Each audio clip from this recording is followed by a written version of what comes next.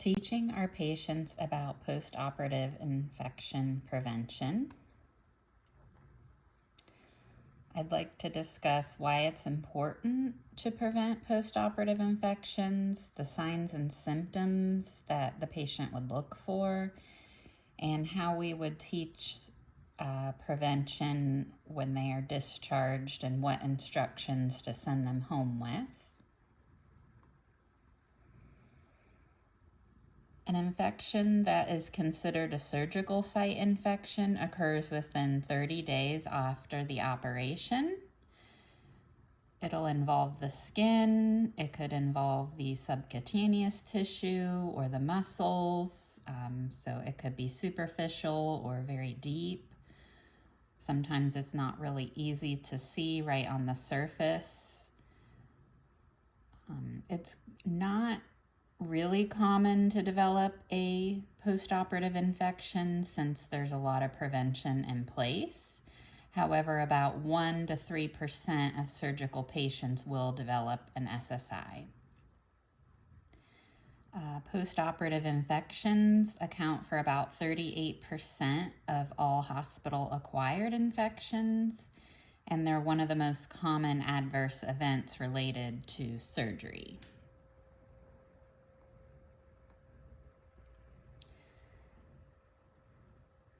Surgical site infections can lead to more days in the hospital, poor health outcomes, and even death. It's possible the infection could develop into sepsis, organ failure, long-term disabilities. Surgery-related infections can increase the hospital bill by 119%. What would have been just a short stay, now has doubled the time in the hospital and the cost to the hospital and the patient, which is preventable usually. The United States estimated about $30 billion on medical care related to surgery site infections. So it is something that we should try to help prevent.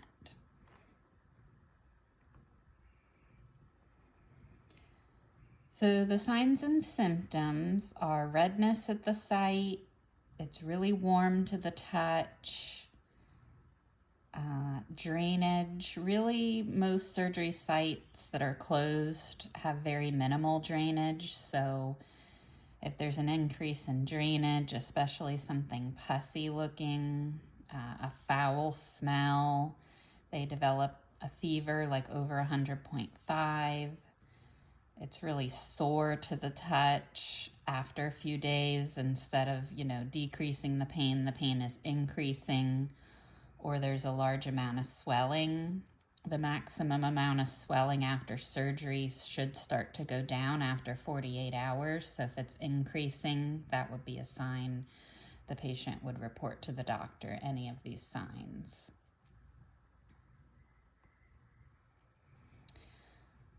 So when we are in the discharge phase after surgery, we want to give our patients verbal and written instructions.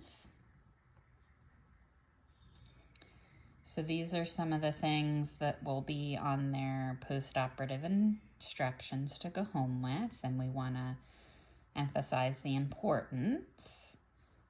Washing their hands or using like a hand sanitizer, alcohol-based hand rub before they go anywhere near their surgical site or when they're changing their dressing. Just stressing how important hand hygiene is at, preventing bacteria from getting near their surgical site. They should change the dressing as instructed. Some physicians will leave the dressing on till the post-operative appointment. Other surgeries may require a frequent dressing change, so we have to instruct them to check their dressing as well. If it becomes soiled or wet, they'll want to contact their doctor because they don't want to leave a soiled or wet dressing on that would harbor bacteria. And on that note, keeping the area clean and dry, letting them know that a moist dressing will harbor bacteria. Keeping pet hair away if they have a dog or cat that sheds and, likes to lay on their lap or anywhere near their surgical site, to make sure they're keeping any pet hair away. And anything that comes near the surgical site, ice packs must be clean. I did have a patient that used a frozen bag of peas out of the freezer, and he thought that meat juice had dripped on the peas, and he did develop an infection related to that. Staying hydrated, because becoming dehydrated can cause poor oxygenation to the skin and prevent nutrients from being delivered to wound areas. Also, eating well, proper nutrition is essential for wound healing. They want to increase their protein intake if this is appropriate for their, health condition. Many surgeons will recommend drinking nutrition shakes during the wound healing period. Getting up and walking as much as possible if their surgery allows for that.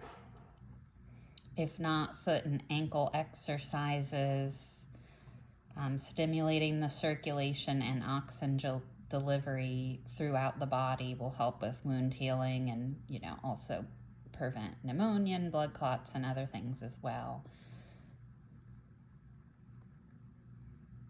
And this is an example of what we would send our patients home, and we have it on a bright colored piece of paper so it will stand out in their discharge packet, and they will hopefully read over it again when they get home. Just some instructions on when to call their provider, what signs and symptoms to look for, also how to manage their pain. And then this sheet gives them some facts and also some tips about preventing infection and, how important it is and when to reach out to their doctor.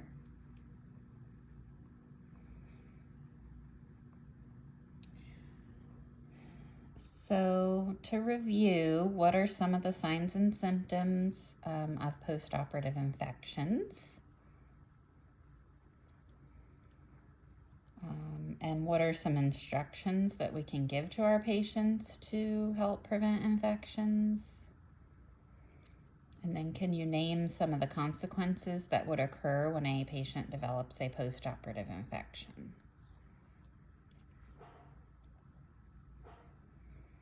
So it is very important that we are discussing this in our discharge instructions and sending them home with a copy to review, because they don't always remember everything that is said. After anesthesia, we can also start some of this review in the pre-op area if possible, and definitely if they do not have a caregiver with them when we're going over the instructions, to make sure we write everything down and that they review this information when they get home.